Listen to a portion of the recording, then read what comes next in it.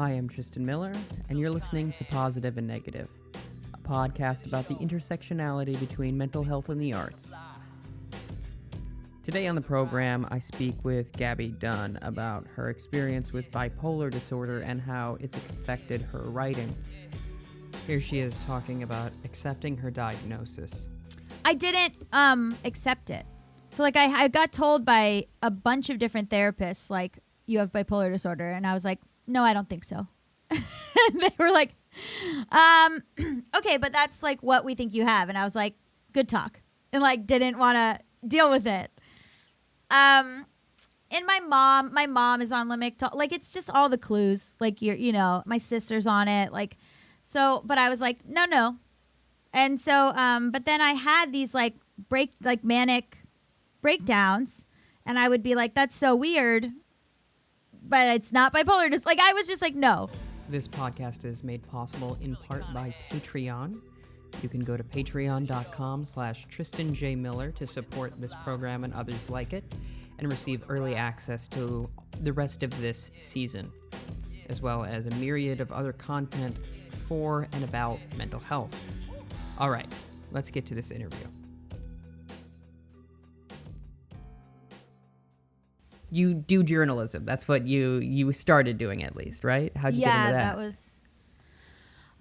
well, I mean, when I was a kid, I wanted to be a writer, but I also didn't know that you could be a writer as a job. So I thought that journalist sounded like a job that you could have. Yeah, sure.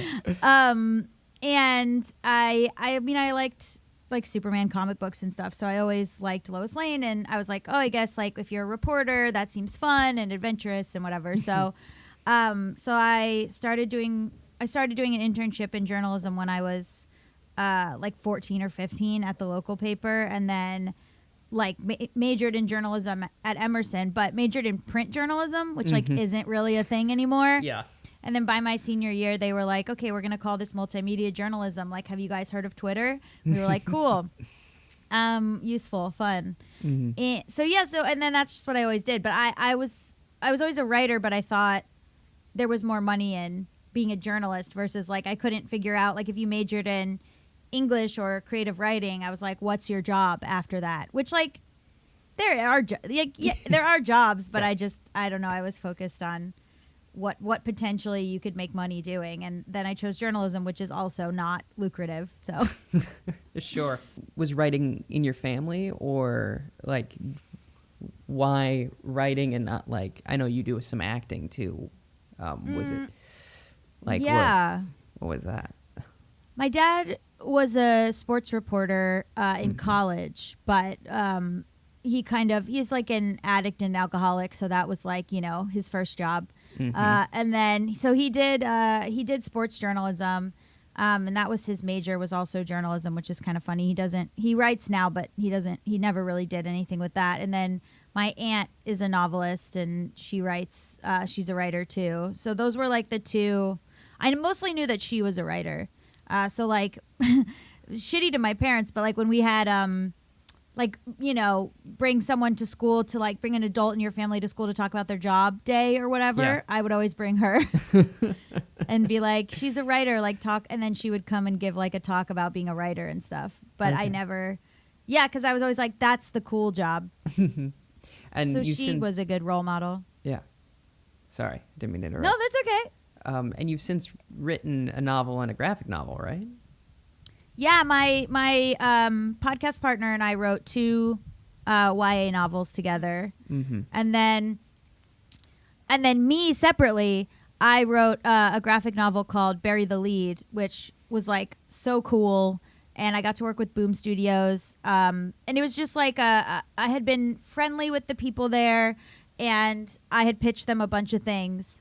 And they were like, none of this. And then I was like, okay, what about something based on when I was actually a journalist, when I worked at the Boston Globe when I was 19. And they were like, yes, that. So the book is actually sort of based on when I was a intern at the Boston Globe in 2007, 2008. And I worked at the crime desk, even though I was a literal teenager. And so that's what the book is about, is this girl who's like we aged her up, so she's 21, but she's like a college student who works at the crime desk. So I got to like merge my actual major with writing it into this graphic novel, which is cool. Yeah, that sounds really nice. Yeah, it was fun. It was like a good use of, I was like, my experiences are useful. Like, look, Mom and Dad, I used my degree. Yeah. And you are, and forgive me for this term if it upsets you, you're famously gay, right? Yeah. No, I had to make a company, like a S Corp, to get paid for stuff, and it's called Noted Bisexual Incorporated.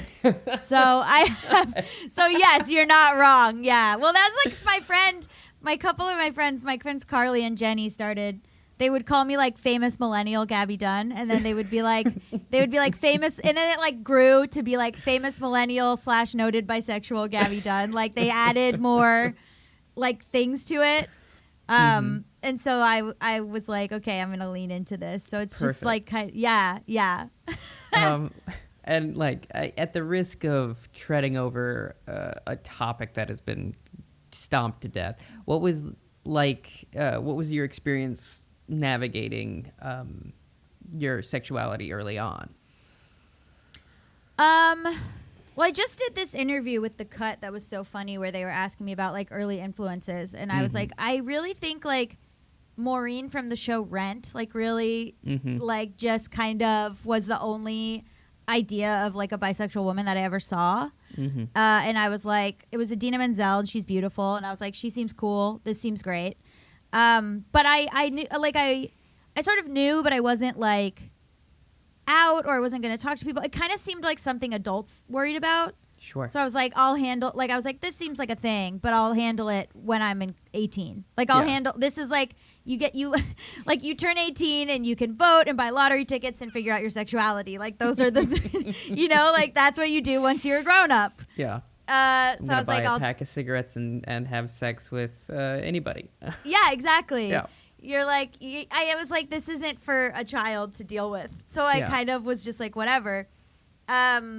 Which is such a strange thing, because I had boyfriends and stuff. Like I wasn't like, I thought dating happened when you were 18. I was just like, you get to like date who you want to date when you're 18. I see. Which what? Yeah. So weird. But yeah, and then it's nice because now a lot of the stuff I write, I get to like, I have a control, so I get to write a lot of like queer characters, and I get to put like almost every character in the comic book is queer, but it's like not about queer stuff. It's just so happens that that's like what I wanted to do, and it happens more often. Like it happens more often than not, where like with the YA novel there was some pushback of like everyone because my comedy partner wrote one side of it, and because it's about two different girls, she wrote one side of it, I wrote the other side. And people were like, on your side, almost every character is queer. And I was like, and they're like, that's not realistic. And I was like, I haven't talked to a straight person in years. Like, that is absolutely realistic. Yeah. I had another question. What was it like to like transition? Because you'd always wanted to do like not proper writing. That's rude. Fiction writing to journalism, then back to fiction writing. What was that like mindset change like? Or is there one? No, it is, because I think with journalism, I mean, I got creative. Like, it was fun to get creative with the writing of it. I still love interviewing people. I mean, that's why I do my podcasts, because I love interviewing people. I like hearing from different people. But fiction, was like a different... I mean, with journalism, it's kind of fun because you're crafting this story and it's true. Yeah. And so you're like... you have no control. Like, you just report. So, like, whatever it ends up being, like, even if it's not narratively satisfying, you have to do it. Yeah. And it's, like, often sometimes better because it's not narratively satisfying, because it's real. Whereas, like I just read this crazy article today about this family where this is dark, but the mom was murdered, and they were trying to get justice for the mom, and they were doing all this stuff, and they agreed to do this very... experimental thing where they meet with the murderer and like actually talk to him and stuff, and like rather than just him going to death row, like a restorative justice kind of thing. And so they agreed to do that, and then the last minute the guy is like, I don't want to meet with you, and so they don't meet with him, and then the dad dies of literally broken heart syndrome. And I read that and I was like, see, this is like so like you're reporting this and all you want is for the murderer to meet with the people. Yeah. Because that's the story. Yeah. And then instead it ends with like the dad dying too. And that's so narratively unsatisfying. And so like, it felt like, and this is the wrong term, but it felt like blue ballsing. Like you were like, But, and so if you were writing it, you would obviously maybe as like a screenplay, you would not do that. But because it's so like, but then sometimes that feeds into better screenwriting or better TV writing because you don't give them what you want, because so often in life as a journalist I saw from my own stories you don't get what you want. Like that's the truth, is like you go in and you think the interview is going to be one thing and it's something totally different, or you think you're going to be telling one story and as you dig deeper and deeper it's something else. And so I think like that helps with fiction writing actually. Yeah. Okay, that you don't makes get sense. what you want. Yeah, you were on medication. Why? Oh, thank you. Yeah. I have bipolar disorder. Oh. Welcome to the I was going to say welcome to the family. You're older than me. Yeah. Cool. Yes, I have bipolar disorder, and so but that was a journey to get there. But because it's like so often misdiagnosed as depression, anxiety, whatever. So. But then I got put on, like, so I was on, Zoloft and all that stuff. But then I got specifically put on Lamictal, which is for bipolar disorder. And that was a bit of a game changer. Are you on that too? Yes. Yeah. Woo! Yeah. So that was a way more helpful. Yeah. What was the journey like to get to that diagnosis? You mentioned that it was a pain. I'd like to hear more about it. I didn't accept it. So, like, I got told by a bunch of different therapists, like, you have bipolar disorder. And I was like, no, I don't think so. And they were like, okay, but that's, like, what we think you have. And I was like, good talk. And, like, didn't want to deal with it. And my mom is on Lamictal. Like, it's just all the clues. Like, my sister's on it. Like, so, but I was like, no. And so, but then I had these, like, manic breakdowns, and I would be like, that's so weird, but it's not bipolar. Just like I was just like, no. Crazy that it's like that. Wow. Yeah. Weird. Yeah. So like in 2016 I had one, and weirdly they seem to go on the election cycle. Like I had a bad one in 2008, and then in 2012, and then in 2016. So I look forward to my 2020 breakdown, but nice. Yeah, so should be coming in November, but yeah, so there's like, so my friend took me to, I was having one in 2016, my friend took me to a psychiatrist and a new therapist, and she sat with me while I was in the sessions, and she told them all the things that I was like, would leave out or whatever. So she told them all the truth. And then that was when I got put on Lamictal. So then finally I was like, fine. But you can lie to a therapist. Oh, for sure. But if your friend comes with you because you're in a manic episode and they tell the therapist the truth, you're fucked. So the trick is to not have any friends. Yeah, right? Exactly. Yeah. Well, she's kind of a mental health advocate. It's the girl I do my podcast with. So she's actually in school now to be a therapist. So that's great. Yeah, but it was like a whole mess. And then finally I was like, okay, fine. Mm-hmm. And then I went on medication for it, and it was much, much better. Yeah. So maybe the 2020 breakdown won't come. Who knows? Yeah, maybe. Yeah, I think like I just didn't want the stigma. Like I didn't want it in my file. I didn't want it in my chart. I didn't want my like worry, because I'm involved in like leftist politics and stuff. My worry was that people would say, "Oh, she's only like liberal, or she's only leftist and socialist because she's crazy." Mm-hmm. Mm-hmm. And I didn't want, my like worry was I would like say something about feminism and someone would come back and be like, well, that makes sense because you're insane. And so I was worried. I really thought, like, I was like, this is going to undermine my points. Yeah. And how'd you get over that? Well, you just have to be like, if I wouldn't think that, if I saw this happening to someone else, would I think, oh, they're just crazy? Like, no, I would be like, the person saying that sucks. So sure. If that's happening, if that's happening to me, then I guess it just means that the person that's saying that sucks. Like, I don't know. I only really care about criticism if it's coming from people whose opinions I care about. So like, if a marginalized person is like, hey, you said something on your podcast that hurt my feelings, I care about that. But if someone's like, women belong in the kitchen or whatever, I'd be like, oh, I don't care about you. Yeah. Yeah. But so if someone was like, your mental health diagnosis means you're crazy, I'd be like, oh, you're an idiot and I don't like you. But if someone, was like, more often than not, people are like, hey, I feel really seen by this. And like, thank you. I mean, you do a podcast about mental health. You obviously know that people are like craving community and content and like trying to feel like someone understands what's going on in their head.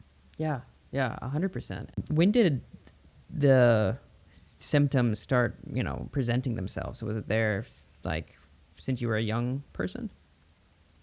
I'm not sure because my parents are weird with like information, Okay. but or they it depends. They don't like they seem to think that anything that ever happened to me is like a moratorium on them. So like I got stitches when I was a kid, and they're like, this means that we were bad or something. My mom, let me say, not my dad, my mom, Jewish. So she sent me this like I asked for like old files from when I was like a kid, and she sent me some, and one of them was like a doctor's assessment of me, and it was like female child, 8 years old, seems to like, and the doctor is like saying like about me at 8, saying like this kid seems depressed, and like I'm getting like symptoms of depression from this child, like we should look into this.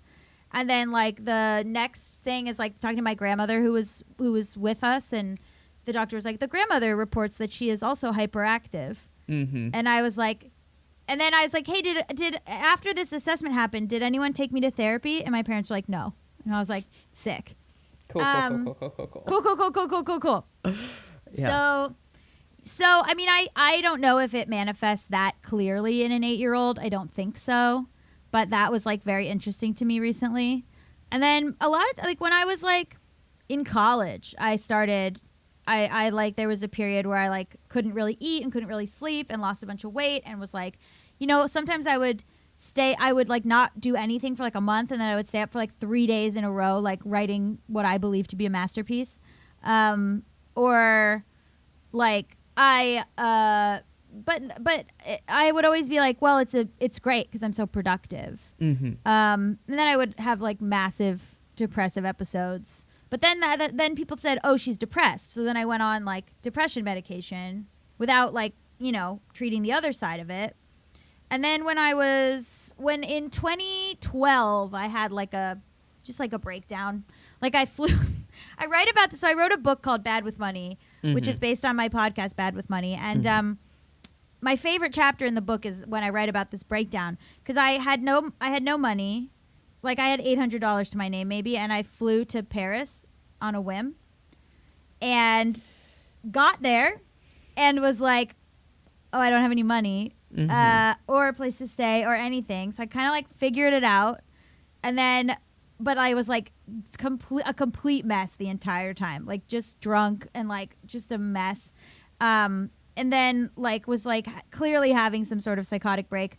Then I got like mugged on my last night there, so I flew back to the US with no money or credit cards or anything. I had my ID luckily, but like nothing. So like I couldn't eat or buy anything the whole time, and then got to the US and then didn't have a Metro card, and then called my ex-boyfriend and was like, you have to get me from the airport.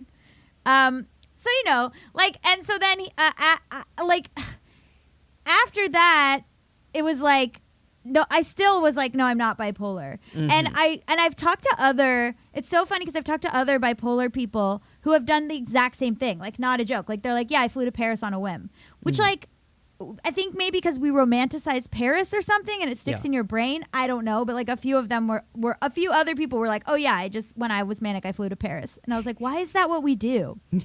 but so it was like fully insane. And then, and so then I just was like, yeah. And then my parents came and I went home to my parents' house for a month.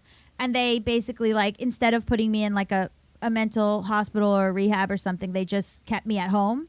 So they kept me. So they live in Florida. So they kept me in basically on house arrest in Florida for like a month, and I wasn't allowed to see anyone or go anywhere other than to yoga classes.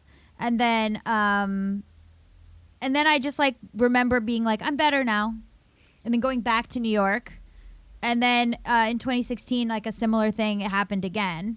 And then I finally went on medication. So there were like red flags. But I think in 2012, you know, again, like a therapist was like, this sounds like bipolar disorder. And I was like, no, people will fly to Paris on a whim when they don't have the money to do that all the time, lady. Like, what are you talking about? I'm fine. Yeah. Yeah, it was a total mess. Yeah.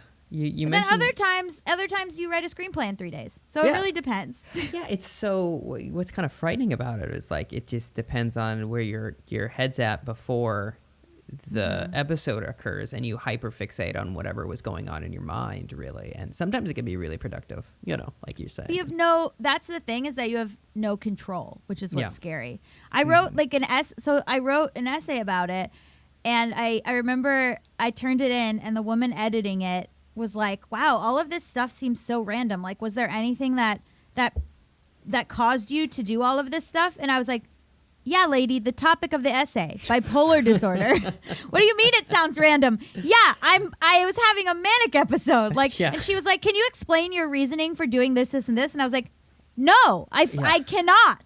Like, 100%. What I don't have is an answer to that question. If I did, wow, I'd probably be a bajillionaire, but I don't. So when you were taking medication for just depression, did that have the same stigma as the mood disorders? Because you had mentioned that like you didn't want to go on medication. Sorry, the mood disorders, the mood stabilizers. Yeah. No, to me it didn't have the same stigma. Why? Because I don't know, everyone's depressed. Although it's like a different, but not really, because I think people think depression is like sad. Yeah. And that's not the case. Like, if you can be like, oh, I'm depressed, like, haha, casual, okay. But for me, and I'm sure maybe this is a bipolar thing, or maybe this is just what depression actually is and people just don't know, is it's like physical pain. You're in physical pain, like your body hurts. You can't talk yourself out of the logic that's happening in your mind. And you're like, I mean, it's so much more that like you're shaking, you can't eat, like, or you're, you know, there's so much more to it than just like, I'm sad. And it's this weird, it's like a deep, like gut punch sad. It's like a hollow sad or something. It's so much different than I think people think it is. And there is illogical thinking there too, not just with mania, but there is the thinking of like, at least for me, it's like, it makes sense for me to drive my car off this cliff right now. Like you just kind of like, but you talked yourself into it. You're like, this makes sense. This is right.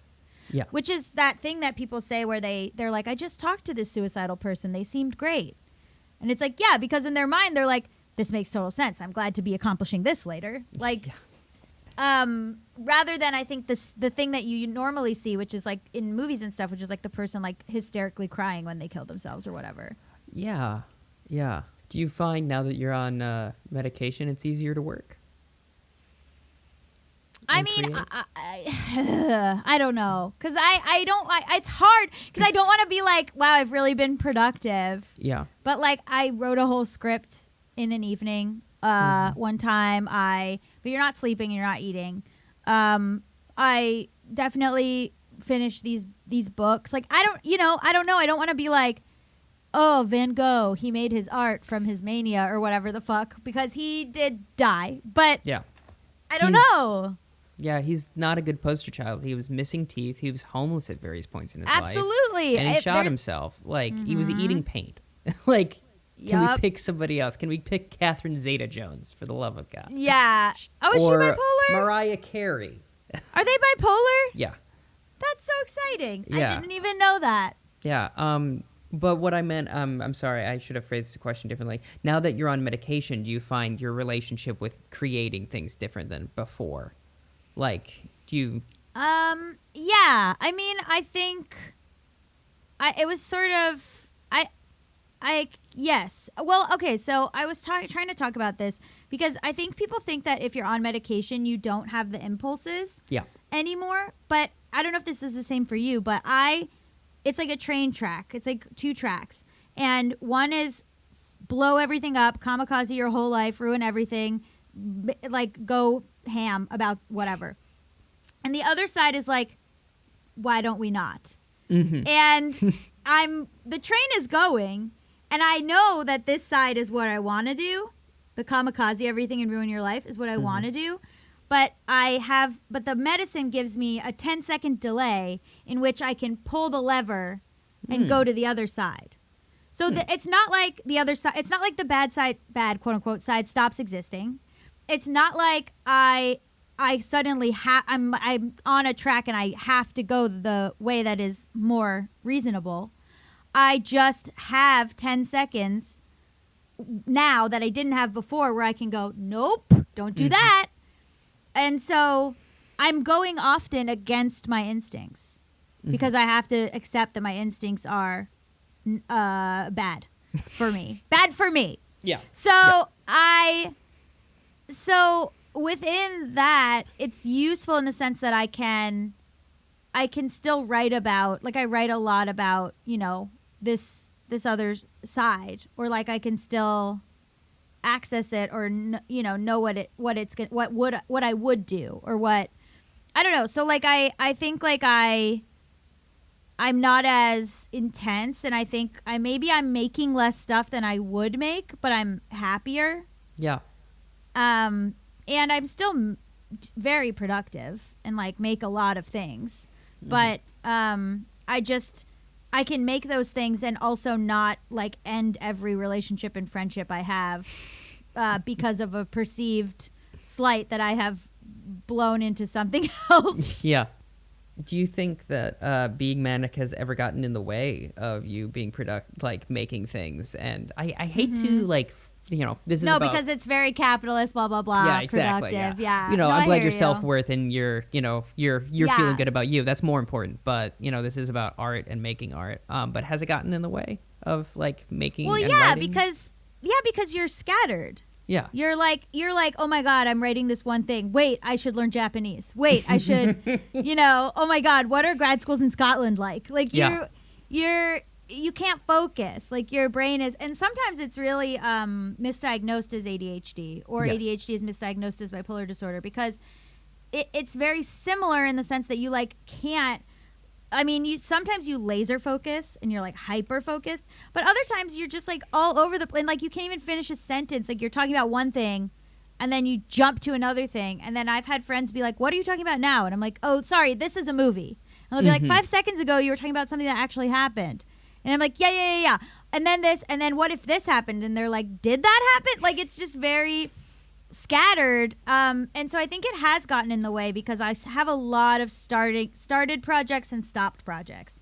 And I have a lot of stuff that I'm convinced is brilliant. And I'll write like 11,000 words of like a novel that I think is going to change the world. And then I look back at it and I'm like, no, you just spent 2 weeks on this and it's gibberish. Like, I think, yeah. But you know what? They used to publish gibberish. Naked Lunch is gibberish. Why aren't they publishing my brilliant gibberish? This is bullshit. What people to do used with to just this take word acid salad and scrambled eggs. Exactly. People used to just take LSD and write garbage, and people would publish it. And so in my mania, when I'm writing full word salad, why aren't they publishing that and saying I'm a genius? Mm-hmm. And I get it naturally. I didn't have to use chemicals. What's the deal with that? Exactly. 100%. Yeah. And obviously, I assume the depression has gotten in the way also. Yeah.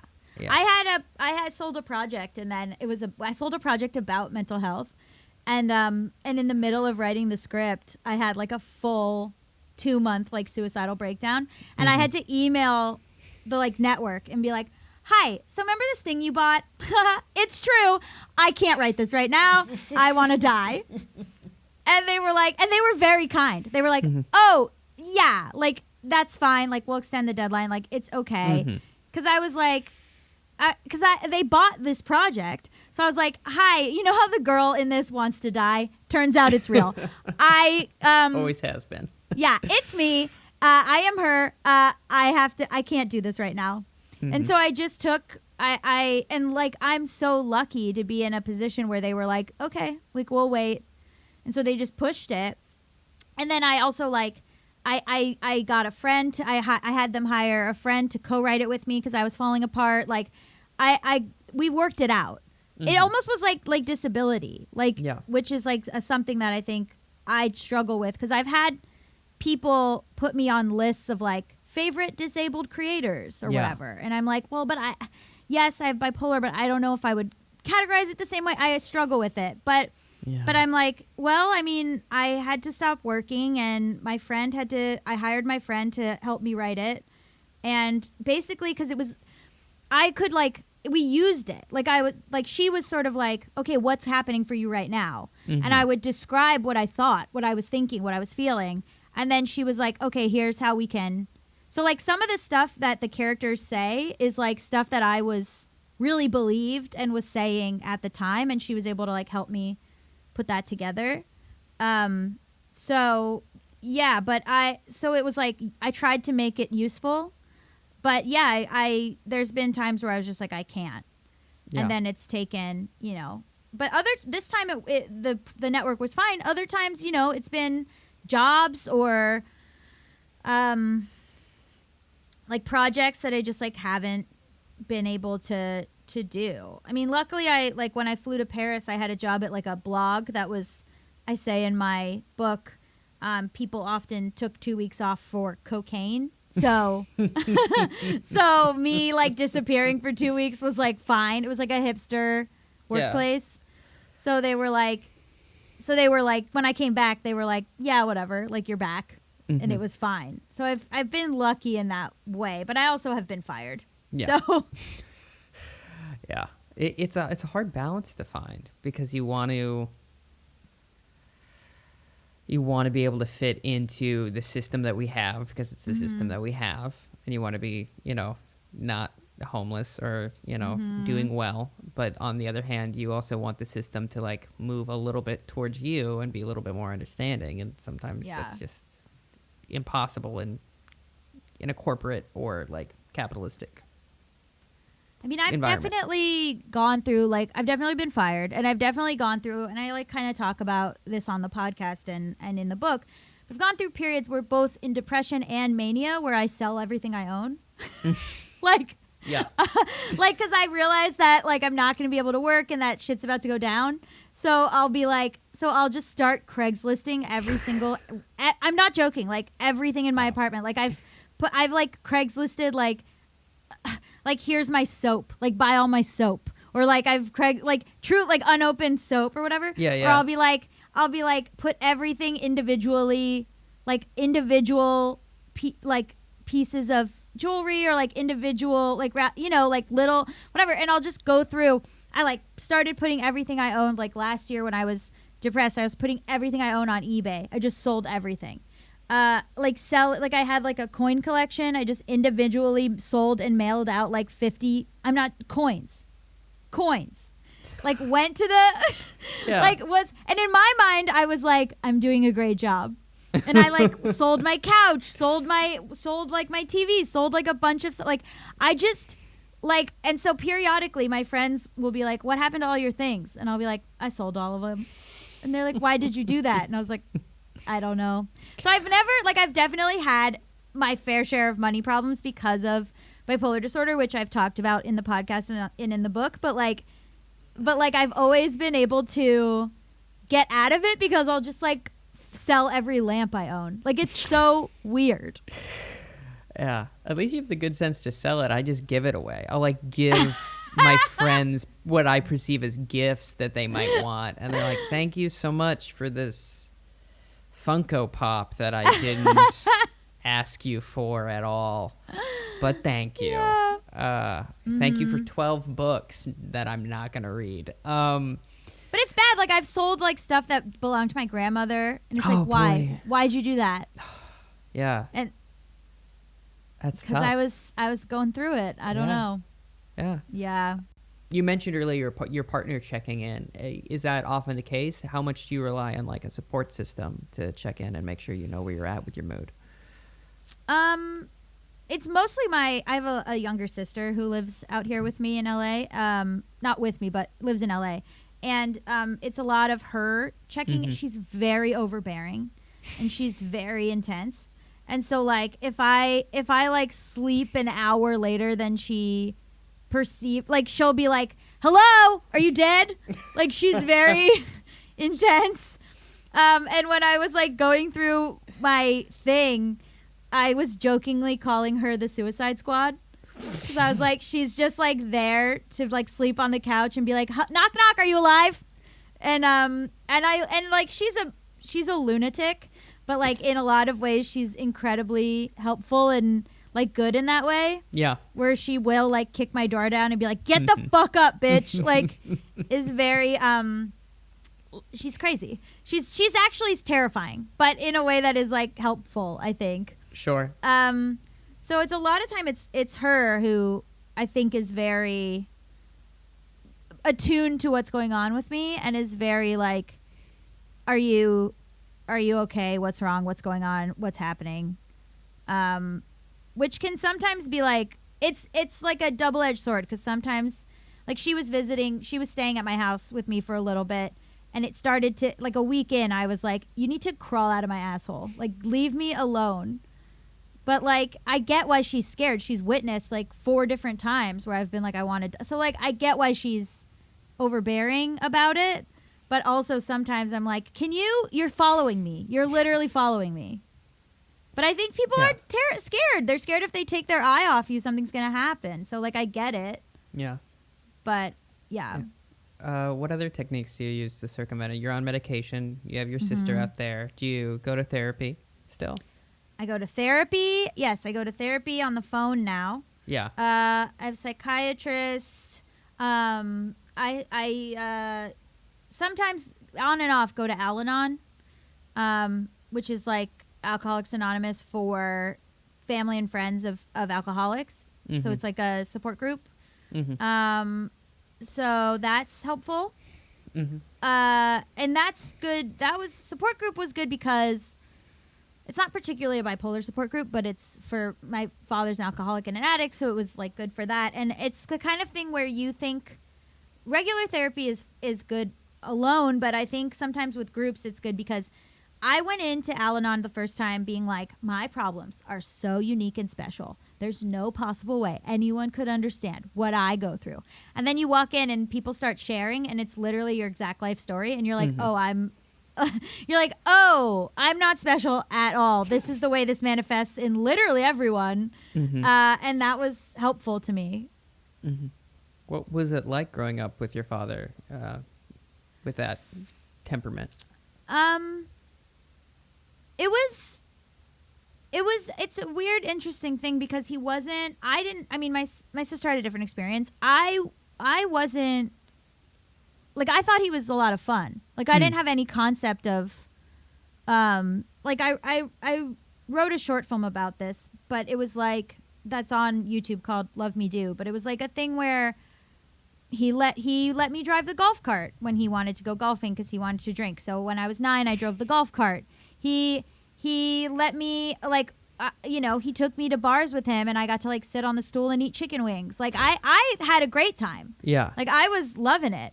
My mom terrified every second. And like I thought, growing up, I thought she was, and I've talked about this, I thought she was a buzzkill and he was cool. Mm-hmm. And so it wasn't the like typical scary dad alcoholic thing. It was like, yes, I definitely felt pressured to be cool. Like he loved roller coasters, and when I was like 5, I was really scared, but I went on every ride with him because I didn't want him to call me a scaredy cat, which like, only like I think like there's something fucked up about a dad who's going to call a 5-year-old like a chicken, like, but so there were things that were like in retrospect messed up. But, like, a lot of it was just, like, he was a thrill seeker. He was a risk taker. He was fun. Take his hands off the steering wheel and let me drive. Like, very... Mm-hmm. And so I was like, Dad's cool. Mm-hmm. And but now, like, kind of looking back, it's like your parent, it should be a parent. They shouldn't be your friend. Yeah.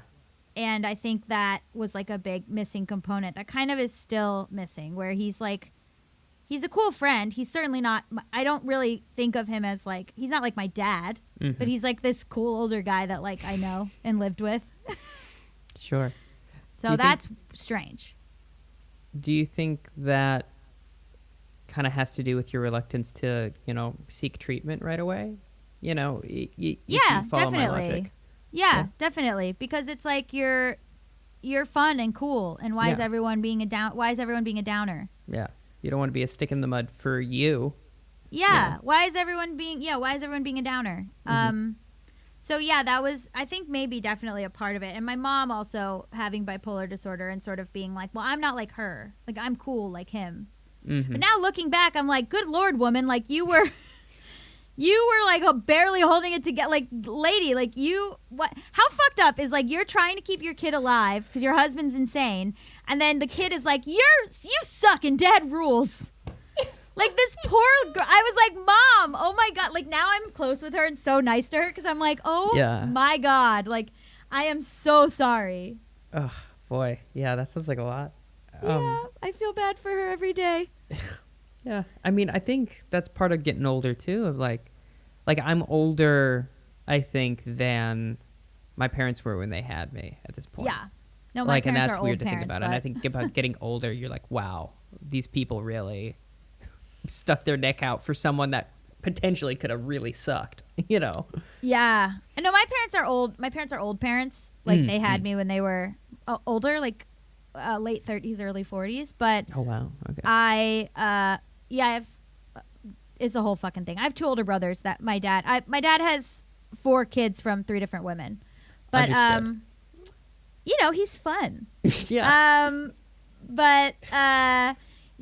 So they're older. So I don't have that, but I do have like a lot of, I'm like very nice to my mom now because I understand that not only did she have that, but she also had like a kid who was like, I want to go with dad. I want to stay with dad. Dad's fun. Dad's cool. Yeah. Yeah. How are you holding up now? We're recording this during quarantine. How are you holding up? Let me try this question again. I tell you, it's intimidating interviewing an interviewer. No. How has the quarantine affected your mental health? In the beginning, I was really in denial, and I really hated it, and I didn't want. I even seeing people wearing masks like bummed me out. Like, I hated it. I was like, no, and I kept telling myself, lies where you're like, this will be done in 2 weeks. Yeah. Or like, no, this will be done in 2 weeks. Working from home has actually been lovely. I think working from home, but, and I don't really have like hypochondria or anything like that, like my partner does. But yeah, I mean, I think like, I think it's nice to not drive out. A lot of these things that were formalities that I never really understood or hated, I don't have to do anymore, which is cool. Like driving out to Santa Monica to like do a half-hour general meeting and then driving 2 hours back dressed up, where it's like, why are we doing this weird human ritual that like, who cares? So now I'm just like in a t-shirt doing meetings all day, and it seems more productive to me. Yeah. But yeah, I mean, there's uncertainty, but I've I've just sort of like it's maybe actually a little bit good for mental health, because I'm like, it is what it is in the most way it possibly can be. It is what it is. Like, you have no control. Yeah. And there's a couple bad things that happened in a row, and I just like at one point was like laughing because I was like, can you, like, we're in a fucking quarantine. Like, what else? What else? Give me something else. Yeah. So it's your fault. It's your fault that things have been going because you dared God to, no, I'm kidding. But I kind of, if I was manic, I would believe you. Yeah. I'm joking. I know. If I was manic, I would be like, you're right. I did cause this. Yeah. But yeah, so, but I also, I mean, all the politics, all the stuff you see on Twitter, all the quarantine, everything, Black Lives Matter, all of it. Like, I got very involved in Justice LA and in White People for Black Lives and stuff like that. I'll like go to these meetings on Zoom, and then my partner will come in and be like, "What's wrong with you? Why is your face like that?" And then yesterday they were like, "Oh, did you just spend 2 hours listening to everything bad happening?" And I'm like, "Yes, I did." Yep. So you're surrounded by, it's hard. It's really hard. I'm trying very, very hard not to like fall into it. I want to like stay informed, but also not fall into a depression. And I'm trying to figure out the line there. Yeah. I think a lot of people are in that mode too. Certainly I am. I really try to limit, like, not necessarily my Twitter use, but like the amount of time each chunk is. I'm like, I can be on for 5 minutes and then I got to take a break. But it's good for me to hear this stuff for a couple hours and like help and like do these actions. But it's also like, I think an hour after that, I need to just like lay in the dark. Yeah. Yeah. 100%.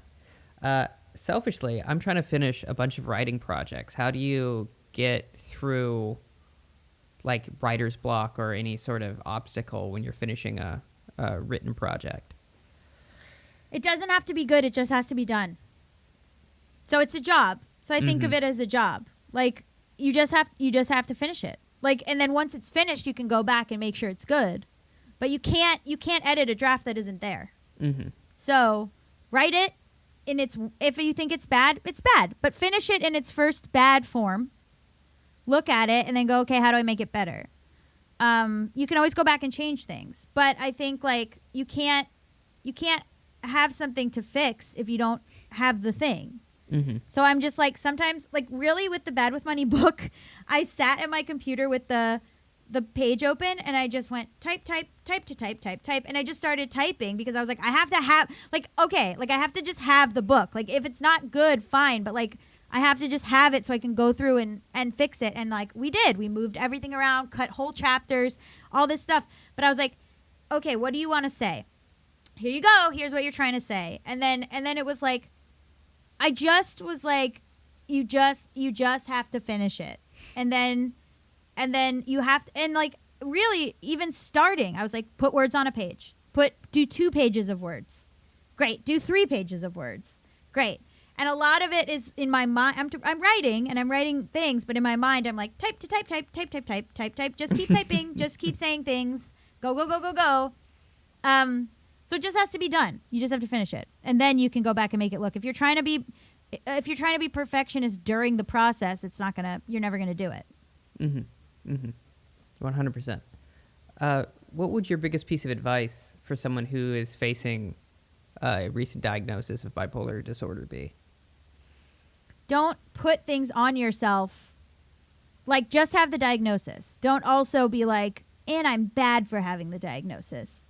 Like, just have the diagnosis. Like, you don't have to then also struggle with your own stigma and your own personalized, like, internalized ableism about it, you know? Yeah. It's like if you had like a broken leg, or it's like if you like if you had like I don't know, like if you were like, like my eyes are a certain way and I need glasses. You know? Them's the breaks. Yeah. Well, I have everything I need on my end, unless there's anything you didn't say that you want to say. No, I think that was great. Good. No, I appreciate it. Great. Do you want me to? Oh, go for it. No, I was just going to say thank you very much for being on. Yeah, thank you for having me.